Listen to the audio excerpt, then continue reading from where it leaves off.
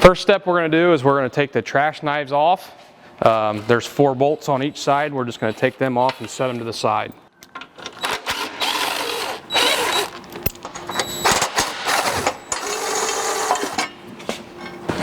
Once we have the trash knives off, we're then ready to take the nuts off of the front of the rolls. Make sure when you get your nuts off that you keep the washers. We do send new nuts, but we do not send new washers.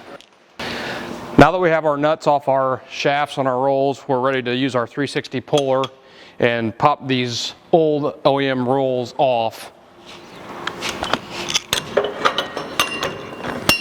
Okay, with these rolls popped loose, we're just going to go ahead and take them the rest of the way off.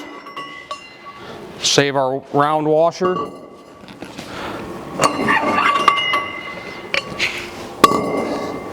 Set these to the side. With our old rolls off, now is a good time to inspect these shafts. We want to clean them up, clean the threads up, make sure nothing's bent, broken, kind of just inspect them a little bit.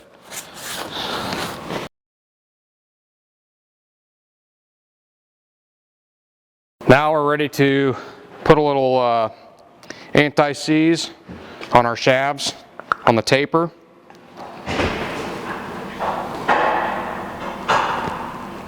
Now we're ready for our 360 rolls.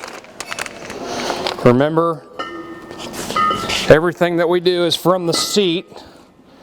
So left is left from the driver's seat, right is the right. You should have 2 lining marks on your rolls when you get them out of the box. These rolls have been spun and timed already, so you want to keep them in time when you put them on your shafts. So I like to do them both at the same time if you can. Slide them up and on, making sure that they're staying in time as you slide them on.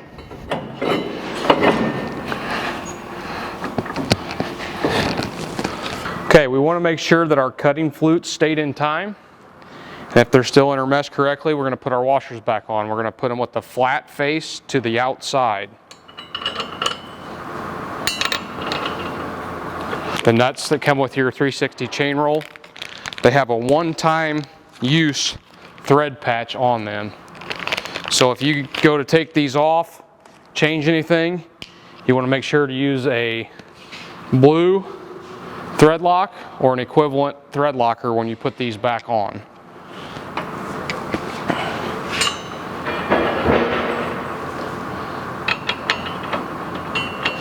Okay, with an 1 3/16 socket, we're going to go ahead and tighten up our flange nuts on our rolls. We're going to first torque these down to 100 foot-pounds. A chunk of 2x4 will help wedge in between the rolls when you tighten them.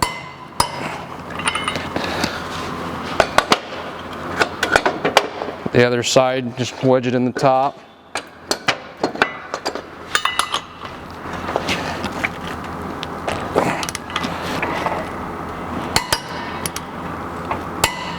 Now that we have these nuts torqued to 100 foot-pounds, we're going to go another 60 degrees.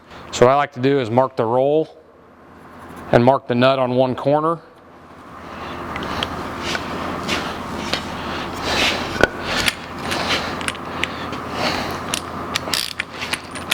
We're going to wedge our 2x4 back in.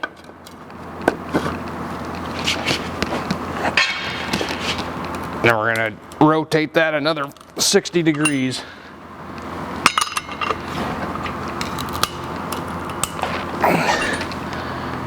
So you can see that the mark on the nut has traveled about the one flat. That's what we call 60 degrees. Once you have your 60 degrees on the one side, go ahead and repeat the same process for the other side. Remember, if you take these nuts off, you need to put a thread lock back on them.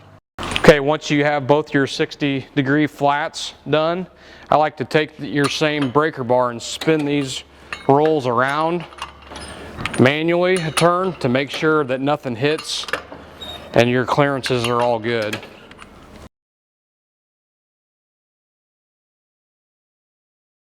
Okay, so now we have our chain roll installed and we're ready to put trash knives back on. It's highly recommended to buy 360's specific version of trash knives for chain roll. So they installed this with the same hardware you took off.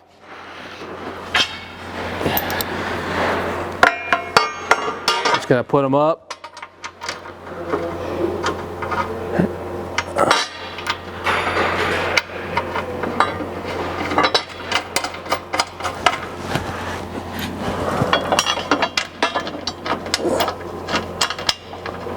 By hand, spin your rolls so that your teeth or your cutting flute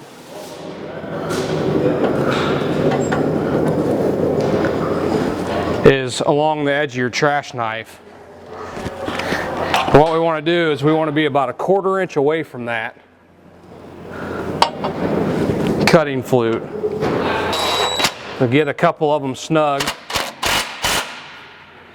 Make sure it stays in place about 1/4 inch. Then go ahead and tighten them all up. And repeat this for the other side.